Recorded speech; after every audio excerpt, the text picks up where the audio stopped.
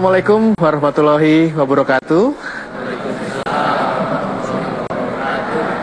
Kembali lagi kita bertemu dalam Tafsir Al-Misbah. Setelah sama-sama kita melewati 30 hari berpuasa di bulan Ramadan, tiba kini saatnya kita pada hari kemenangan. Saya Hilbram Dunar tentunya bersama Pak Quraish Shihab. Dan spesial untuk hari ini kita kedatangan tamu yang sangat penting dan juga bermanfaat untuk kita ajak berbincang-bincang pada kesempatan kali ini, Bapak Kapolri, Bapak Badrudin Haiti beserta Ibu Nining Badrudin. Assalamualaikum warahmatullahi wabarakatuh, Pak. Assalamualaikum warahmatullahi wabarakatuh. Terima kasih waktunya disempatkan untuk datang ke Tafsir Al-Misbah. Dan juga saya ingin mengucapkan selamat datang kepada jajaran dari Kepolisian Republik Indonesia. Terima kasih waktunya Bapak dan Ibu. Assalamualaikum warahmatullahi wabarakatuh. Waalaikumsalam. Iya. Idul Fitri kita berbicara mengenai hari kemenangan, kembali ke fitrah, kembali ke asal. Sesuatu yang merupakan puncak dari keberhasilan kita setelah menahan dan melawan hawa nafsu selama penuh di 30 hari. Apa makna di dalam Idul Fitri yang bisa sama-sama membuat kita merasa lebih nyaman hari ini? Saya persilahkan kepada Pak Quraish. Terima kasih. Baik, bismillahirrahmanirrahim. Pertama-tama dulu selamat berlebaran. Selamat Idul Fitri. Ini hari raya, hari besar. Mengapa dia besar? Mengapa hari itu kita nilai besar, raya? Salah satu sebabnya adalah bahwa karena pada hari itu ada peristiwa yang mempunyai dampak yang besar atau memiliki nilai yang besar. Hari proklamasi, hari besar, hari raya. Terjadi proklamasi dan dampaknya luar biasa untuk bangsa kita. Nah, hari raya Idul Fitri, hari besar, hari raya. Ada nilai-nilai pada hari itu yang harus kita ingat, harus kita hayati, dan harus memberi dampak dalam kehidupan kita sebagai pribadi maupun kehidupan kita secara kolektif. Nah, apa nilai itu? Nilai itu adalah nilai fitrah. Hari raya Idul Fitri. Nah, fitrah itu kalau dari segi Al-Quran mempunyai 3 makna. Makna yang pertama suci. Ini hari suci. Makna yang kedua itu asal kejadian. Makna yang ketiga agama yang benar. Mari kita rinci satu persatu ini. Apa itu suci? Suci itu ada 3 unsurnya. Indah, benar, baik. Kalau dia cuma indah, tidak suci. Karena bisa ada keindahan tapi merusak. Kalau dia cuma benar, belum dinamai suci. Harus baik. Gabungan dari 3 hal inilah yang namanya suci. Mencari yang benar menghasilkan ilmu. Mencari yang baik menghasilkan akhlak, etika. Mencari yang indah menghasilkan seni. Peradaban gabungan dari 3 hal ini. Jadi orang yang beridul fitri menghayati ini, itu sebenarnya membangun negerinya, membangun dunia, membangun peradaban baru. Ini dampaknya luar biasa kan? Itu kalau kita katakan suci. Mari kita lihat agama. Agama yang benar. Kalau dari segi bahasa, agama itu katanya asalnya dari A dan Gam. A itu artinya tidak, Gam itu artinya kacau. Jadi yang beragama itu tidak kacau. Semua kekacauan berdampak buruk. Dan semua kekacauan tidak direstui agama. Sampai-sampai dalam pandangan ulama-ulama itu mereka berkata, pemerintahan yang berlaku aniaya itu lebih baik dari kekacauan. Kan agama tidak mau kacau. Kalau hidup Anda kacau, Anda tidak mencerminkan keberagamaan yang baik. Tuh. Jadi kalau kita berkata Idul Fitri, kita kembali kepada ketertiban. Itu kalau ada. Yang ketiga tadi agama, di sisi lain dari segi bahasan keagamaan. Agama itu ketulusan. Nabi bersabda, ad-dinun nasihah. Tulus. Ketika Nabi ditanya, itu tulus kepada siapa? Dia bilang, tulus kepada Tuhan. Tulus kepada Nabi. Tulus kepada pimpinan. Tulus kepada semua anggota masyarakat. Kalau Anda tidak tulus pada pimpinan, Anda tidak beragama dengan baik. Kalau Anda tidak tulus pada Tuhan, tidak diterima ketulusan Anda. Tidak tulus pada masyarakat, bukan tidak beragama. Jadi kita kembali lagi, Idul Fitri memerlukan ketulusan. Satu lagi, agama itu interaksi positif. Interaksi, hubungan, timbal balik. Kira kita lanjutkan nanti. Ya, baik. Ini baru dimulai tapi semua sudah memperhatikan karena menarik sekali pembahasan kita pada kesempatan kali ini. Pastikan Anda tidak kemana-mana karena kami akan segera kembali tentunya dalam Tafsir Al-Misbah. Ada orang berkata, saya maafkan tapi saya tidak lupakan. Ya, itu bukan maaf namanya. Maaf itu menghapus. Tidak ada lagi.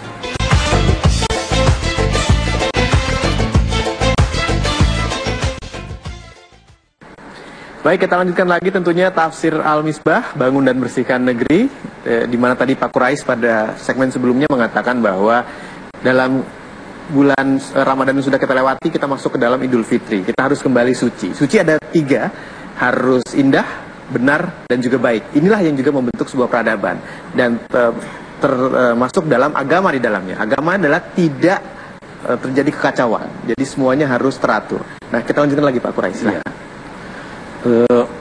Yang ketiga tadi kita katakan arti fitrah itu asal kejadian. Dalam pandangan Islam, asal kejadian manusia itu bersih. Kita tidak membawa dosa. Kalau kita lihat bayi, siapapun walaupun dia belum kenal, kalau dia tertawa. Boleh jadi kita membawa pisau, dia tidak mengenal sangka buruk. Itu asal kejadian kita. Kehidupan inilah yang menimbulkan kesalahpahaman, sangka buruk. Nah, maka yang beridul fitri berusaha bersangka baik. Yang beridul fitri, kalau pernah terjadi dendam di dalam hatinya, dia hilangkan dendamnya. Dia memaafkan. Saya seringkali berkata, maaf itu bukan berarti tidak melupakan. Ada orang berkata, saya maafkan tapi saya tidak lupakan. Ya, itu bukan maaf namanya. Maaf itu menghapus. Tidak ada lagi. Idul Fitri saatnya untuk kita kembali ke asal kejadian kita. Ini bersih, suci, pandangan selalu positif dan sebagainya. Inilah nilai-nilai inilah yang menjadikan hari ini hari raya, hari besar. Sikap itulah yang harus diambil oleh setiap orang yang beridul fitri. Nah, itu juga sebabnya ditarik kesan dari segi bahasa Syawal. Sekarang bulan Syawal ya. Syawal itu artinya meningkat, mengangkat. Ini bulan masanya kita mengangkat, kita meningkat, meningkat secara pribadi, meningkatkan produktivitas, meningkatkan segala kebaikan untuk diri, bangsa, bahkan untuk umat manusia. Itu makna sebenarnya daripada Idul Fitri. Sehingga dia menjadi hari yang sangat-sangat agung. Hari Raya Idul Fitri ini juga dirayakan sebagai hari peletakan pertama ajaran agama. Kenapa? Al-Quran itu turun di bulan Ramadan. Jadi kita rayakan ini. Nah, dan agama ini memerintahkan Nabi melalui wahyu pertama yang turun itu adalah bacalah. Baca itu bukan sekedar melihat suatu teks untuk kita baca, tapi baca masyarakat, baca alam raya, baca ayat-ayat Tuhan. Atas dasarnya melangkahlah karena Allah. Saya kira itu makna Idul Fitri. Ya, baik. Itu makna Idul Fitri. Terima kasih Pak Qurais. Langsung kalau gitu saya akan persilahkan ke Pak Kapolri, Pak Badrodin Haiti, apabila ingin bertanya atau mengatakan suatu kepada Pak Jangan Qurais. bertanya lah, berkomentar lah Pak. Komentar Begini boleh. Pak Ustaz, tadi dijelaskan bahwa agama itu tidak kacau. Tidak kacau. Tetapi ini bagus untuk bisa di pengertian ini dijelaskan kepada seluruh umat memang. Ya. Karena memang yang dilihat oleh masyarakat bahwa seringkali mengatasnamakan agama malah justru merusak, justru membuat permusuhan dengan yang lain. Nah ini yang harusnya bagaimana gitu. Karena kita di dalam Idul Fitri itu juga kita harus berprasangka baik, tidak berprasangka buruk.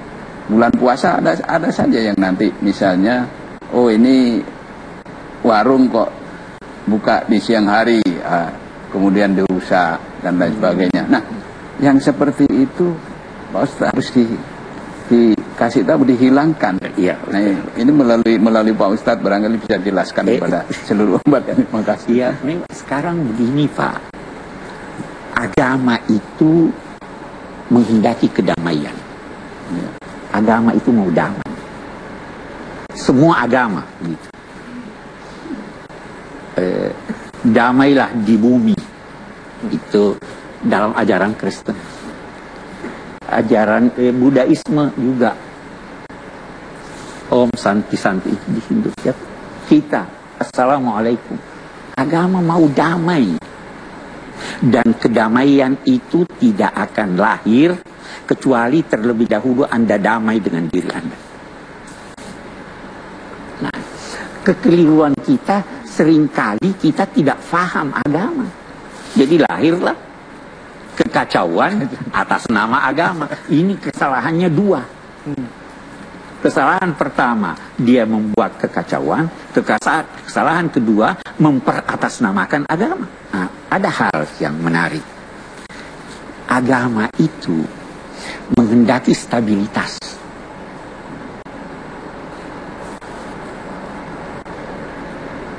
Hidup ini baru kita bisa bekerja dengan baik kalau situasinya stabil. Kita lihat dalam hari besar atau hari raya sebenarnya terselip sesuatu kesan stabilitas. Mari kita lihat di Idul Fitri. Berulang kan? Tahun lalu ada Idul Fitri. Ada. 2 tahun sebelumnya ada. Hari Proklamasi selalu 17 Agustus. Dalam hari besar ada pengulangan dan pengulangan itu menandakan stabilitas. Itu tidak bisa berlebaran Pak kalau kacau. Nah, hidup begitu juga. Bumi begitu juga. Bumi ini bergerak, tapi Tuhan meletakkan gunung-gunung supaya dia mantap. Allah mengutus nabi-nabi, memberi nilai-nilai, laksanakan nilai-nilai itu. Tapi anehnya Quran berkata, Allah mengutus nabi-nabi untuk membawa bukti-bukti kebenaran dan membawa nilai-nilai, dan juga menurunkan, menciptakan besi. Apa kaitannya besi dengan nilai-nilai? Boleh jadi Pak, menjelaskan nilai-nilai orang-orang yang mengerti nilai, katakanlah kiai-kiai. Pak Quraisy, kita bisa tahan dulu penjelasan mengenai besi ini karena cukup panjang, tapi kita break sebentar. Ini penting Bapak, mengingat bahwa nilai-nilai yang mungkin kita ketahui sama-sama tidak ada hubungannya dengan besi yang diciptakan di bumi yang ternyata juga mempengaruhi nilai-nilai yang ada. Seperti apa? Kami akan segera kembali dalam Tafsir Al-Misbah di Metro TV.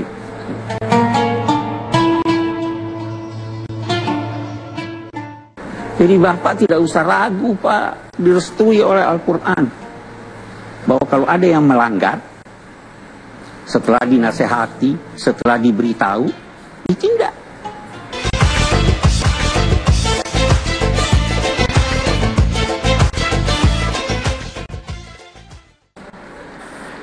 Kembali dalam Tafsir Al-Misbah edisi khusus spesial Idul Fitri bersama Pak Quraisy, Pak Badrudin Haiti, Bu Nining, dan juga saya Ilbram Dunar. Tadi Pak Quraisy menjelaskan bahwa di dalam dunia ini, bumi ini harus ada stabilitas, ya. Bumi berputar, tapi Allah menaruh gunung-gunung agar dia tetap stabil. Ada nilai-nilai di dalamnya, termasuk juga besi. Besi ini buat apa Pak Quraisy? Ya, jadi begini, para penganjur kebaikan sudah menjelaskan nilai-nilai itu. Tapi kan ada saja yang ngaco Pak. Siapa yang harus bergerak untuk menghalangi kekacauan ini? Kekuatan, besi. Jadi Bapak tidak usah ragu Pak, direstui oleh Al-Quran, bahwa kalau ada yang melanggar, setelah dinasehati, setelah diberitahu, ditindak. Itu sebabnya itu ada surah dalam Al-Quran namanya Suratul Hadid. Surah yang berbicara tentang besi. Di situ salah satu ayatnya menjelaskan Tuhan mengutus nabi-nabi dengan membawa nilai-nilai dan bukti-bukti, dan juga menurunkan besi yang punya kekuatan yang besar. Nah, jadi stabilitas tidak bisa tercipta kecuali dengan kehadiran polisi. Berarti Idul Fitri itu memerlukan stabilitas.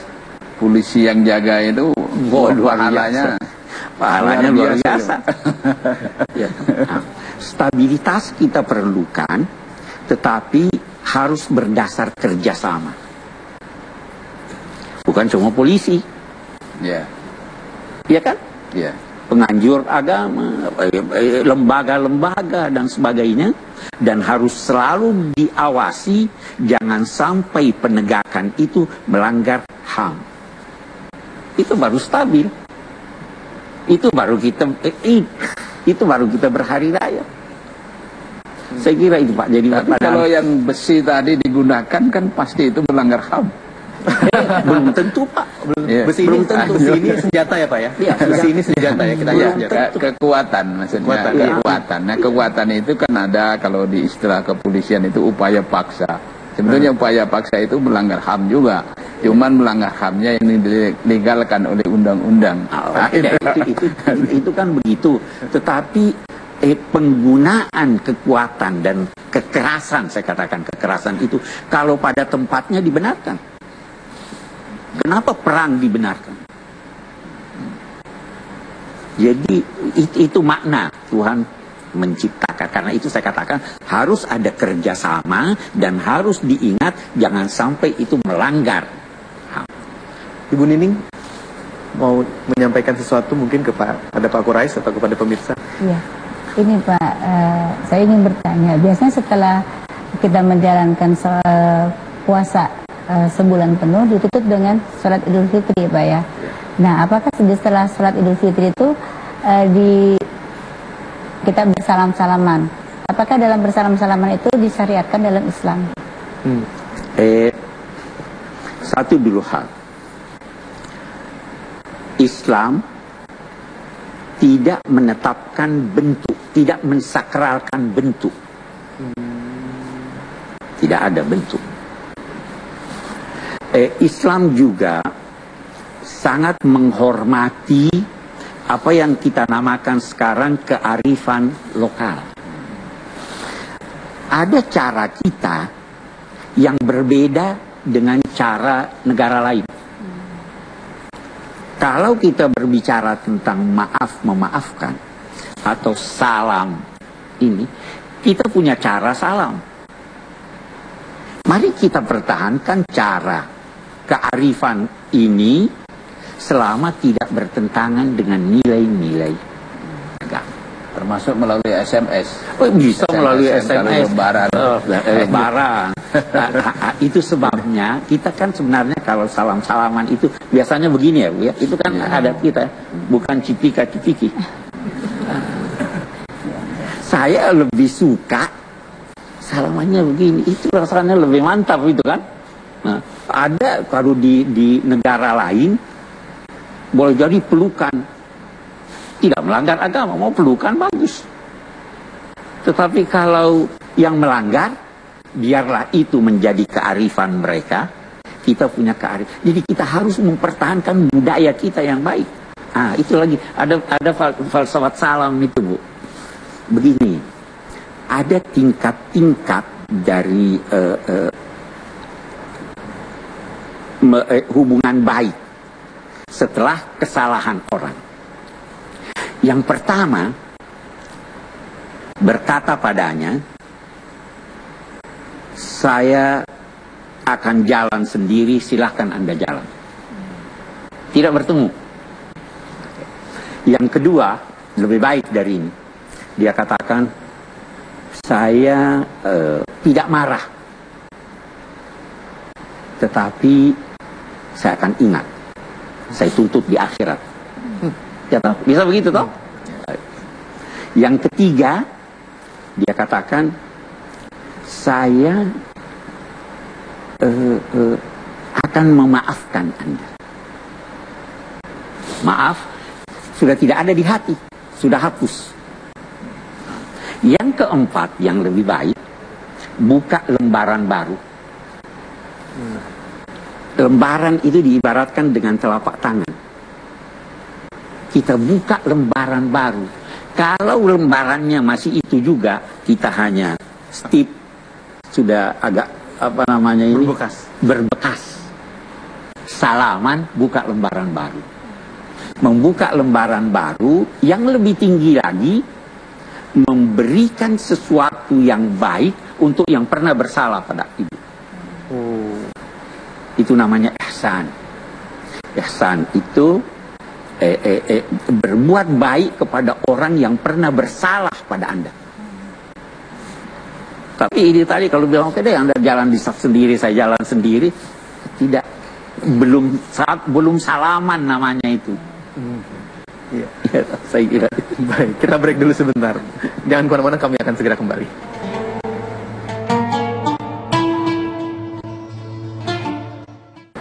Melakukan sesuatu untuk umum itu jauh lebih banyak pahalanya daripada melakukan untuk diri sendiri.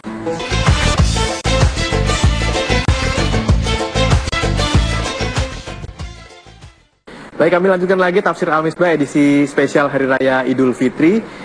Saya ingin bertanya kepada Pak Quraish sebelum saya berikan kesempatan kepada Bapak dan Ibu dari Kepolisian Republik Indonesia untuk bertanya langsung kepada Pak Quraish. Ini berhubungan dengan, kan ada kepolisian juga Pak. Tadi pertanyaan Pak Badrudin juga menginspirasi saya akan adanya gerakan-gerakan radikal yang saya baca di koran, saya lihat di media, berbagai macam media ini ada, dan mengatasnamakan agama Pak Quraish. Sehingga kadang-kadang kita jadi berpikir, ini yang benar yang mana?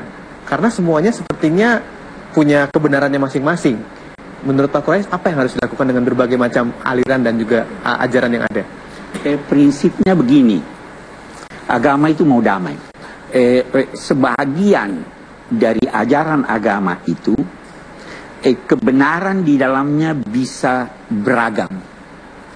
Saya beri contoh sehari-hari. Kalau Al-Quran dinamai Allah, dinamai Rasul hidangan Tuhan. Semakin kaya orang, semakin beragam hidangannya. Kalau saya ke pesta, disodorkan oleh pengundang teh, kopi, dan sebagainya. Apapun yang saya ambil, tuan rumah senang. Walaupun beragam. Tuhan juga begitu. Al-Quran juga begitu. Saya lihat dari sini, menurut saya ini yang benar.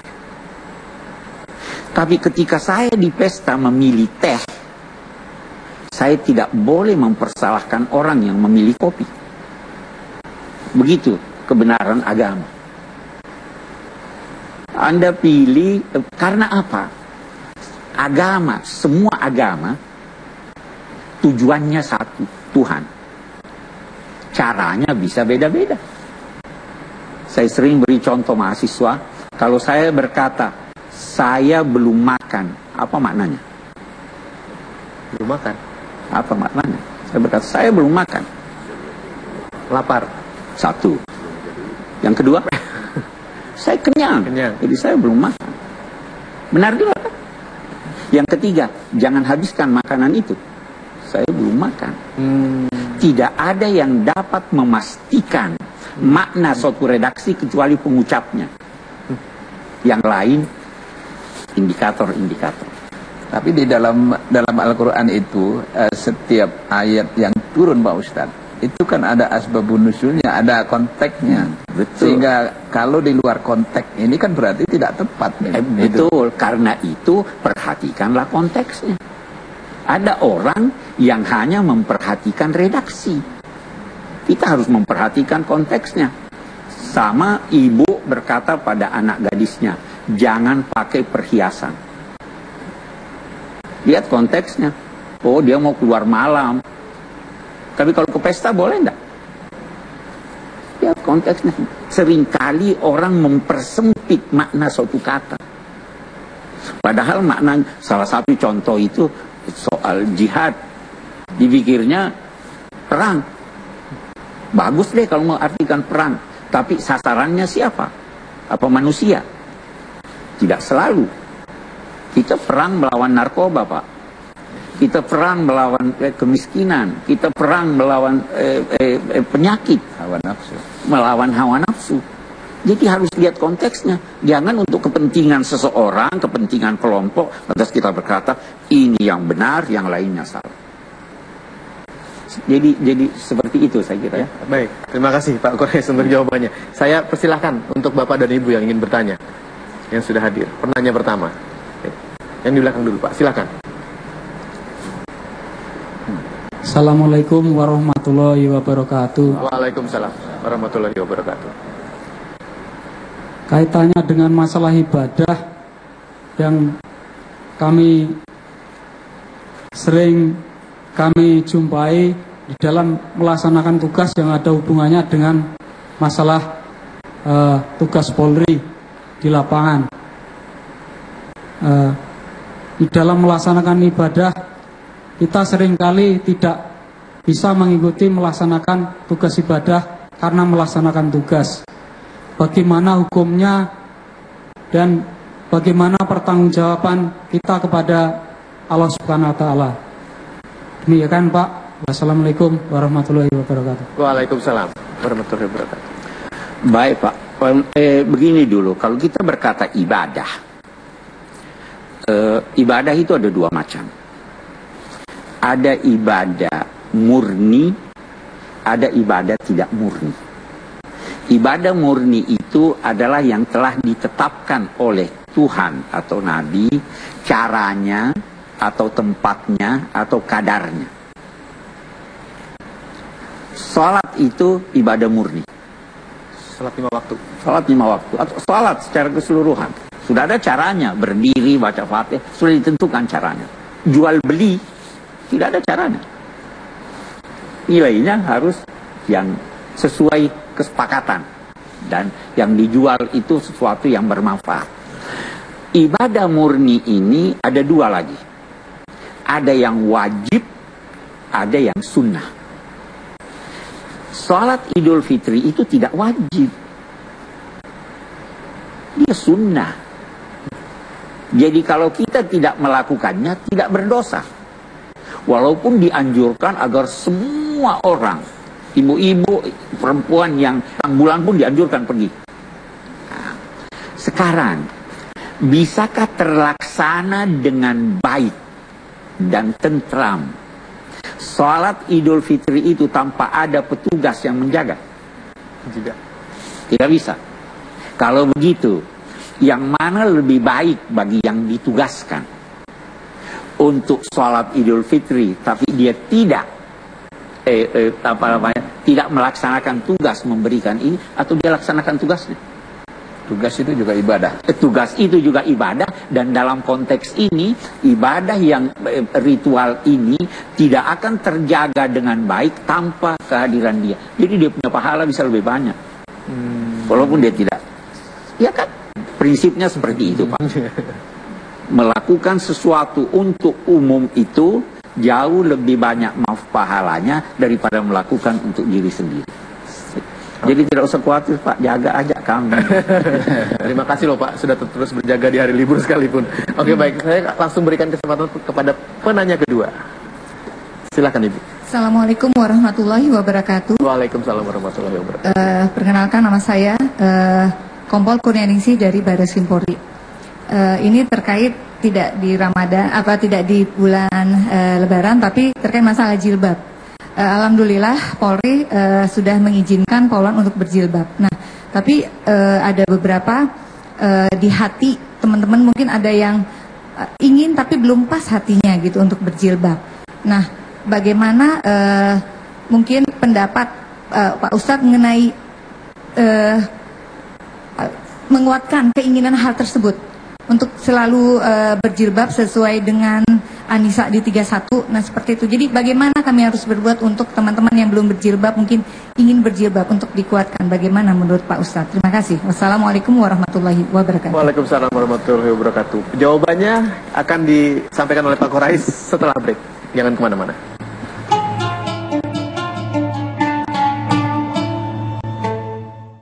Perbedaan itu direstui agama. Yang tidak direstuinya perpecahan. Setiap Anda berusaha untuk menghapus perbedaan, yang lahir adalah teror.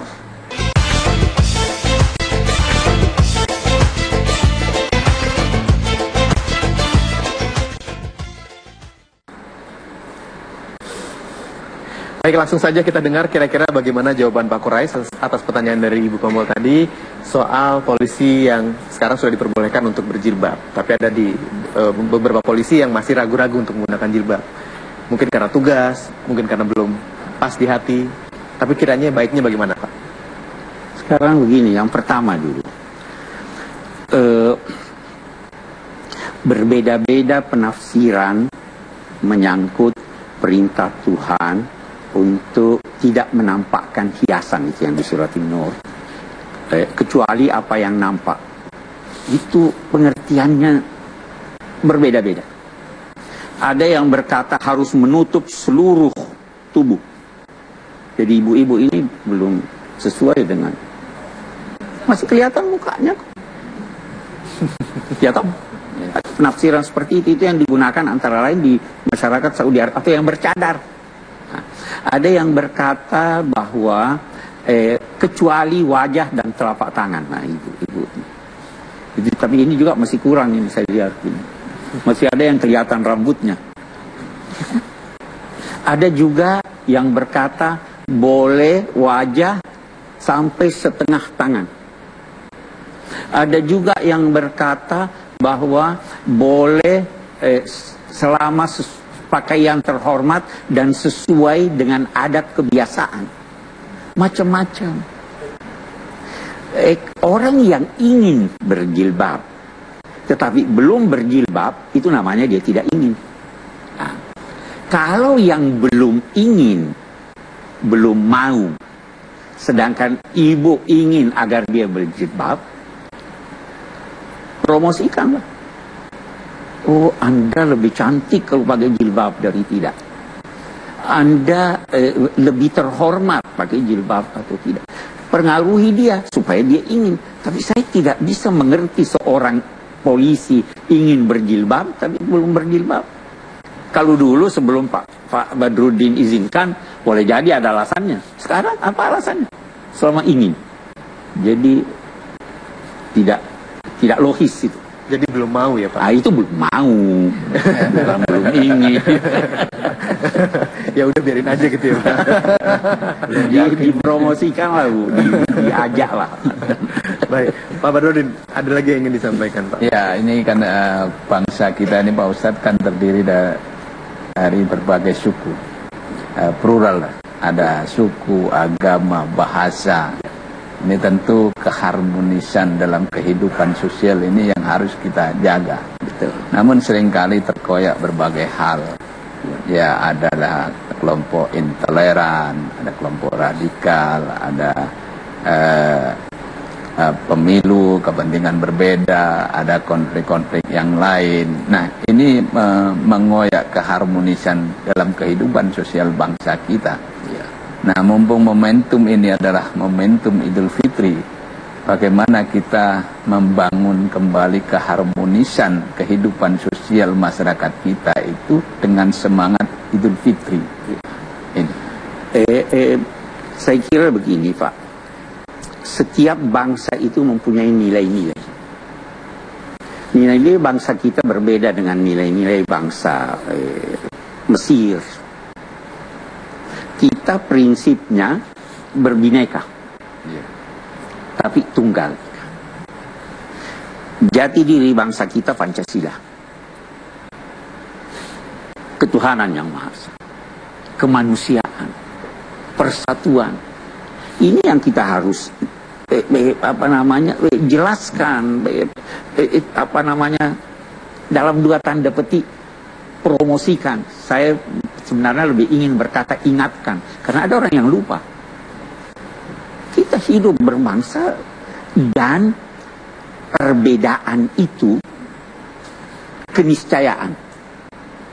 Semakin berbeda kita, semakin kaya kita, Pak. Perbedaan itu direstui agama. Yang tidak direstuinya perpecahan. Setiap Anda berusaha untuk menghapus perbedaan, yang lahir adalah teror. Tuduhan kafir fasik. Tuduhan pengkhianatan. Kenapa kita tidak? Kita punya falsafah bangsa kita ini sudah luar biasa hebatnya. Kita berbeda-beda. Biarlah kita berbeda. Ajaran agama kita berbeda-beda. Ajaran Islam dalam rinciannya bisa berbeda-beda. Kali ini saya menganut ini, tapi kalau saya sulit, saya pindah ke sini. Kalau dalam mazhab Syafi'i, bersentuhan dengan lawan jenis batal wudu toh. Kalau di haji bagaimana? Kita pakai yang membolehkan. Ini yang harus kita tumbuhkan, bahwa kebenaran bisa beragam. Setiap usaha untuk menghapus perbedaan akibatnya fatal. Nah, jadi kita berbineka, semuanya benar, semuanya baik. Tapi ini lantas ada yang mau paksakan. Kalau dalam bidang agama dituduhlah, oh itu kafir, itu sesat. Jadi perlu orientasi kita perlu ubah. Salah satu di antaranya yang perlu diubah itu menurut para pakar sekarang, mengubah kurikulum pendidikan. Kita masih terlalu berpegang pada pendapat-pendapat dari luar. Padahal kita punya masyarakat berbeda dengan luar. Situasi kita berbeda dengan di luar. Kepentingan kita bisa berbeda-beda. Mari kita melihat kepentingan kita, kepentingan bangsa kita, dan tanpa stabilitas kita tidak bisa membangun. Tanpa stabilitas. Ya, saya kira itu. Baik, kita bisa masuk pada kesimpulan program ini dihubungkan dengan kembali fitrinya hati kita, Pak. Iya, jadi saya kira mari kita beridul fitri. Mari ketika kita beridul fitri, kita kembali kepada agama, hati kita terbuka, saling memaafkan. Mari kita menjadi seniman, budiman, sekaligus ilmuwan. Karena itulah fitrah. Saya kira kita akan beridul fitri. Saya tidak ingin mengatakan bahwa kita telah mencapai kemenangan dengan idul fitri, tapi kita masih harus memperjuangkan untuk mencapai kemenangan. Saya kira itu kesimpulan. Terima kasih Pak Quraisy. Pak Badrodin Haiti, terima kasih. Ya. Ibu Nining juga terima kasih. Bapak dan Ibu yang sudah hadir, terima kasih. Dan saya juga ingin mengucapkan selamat bertugas kepada seluruh jajaran kepolisian Republik Indonesia dimanapun Anda berada, yang walaupun banyak sekali di antara saudara-saudara Anda sedang merayakan Hari Raya Idul Fitri di tengah-tengah kehangatan keluarga, tapi Anda tetap berjuang, tetap semangat, bertugas mengamankan keberadaan dan juga negara Republik Indonesia. Saya Hilbram Dunar mengucapkan terima kasih. Minal aidin wal faizin, dan tentunya sampai berjumpa pada tafsir Al-Misbah berikutnya. Wassalamualaikum warahmatullahi wabarakatuh.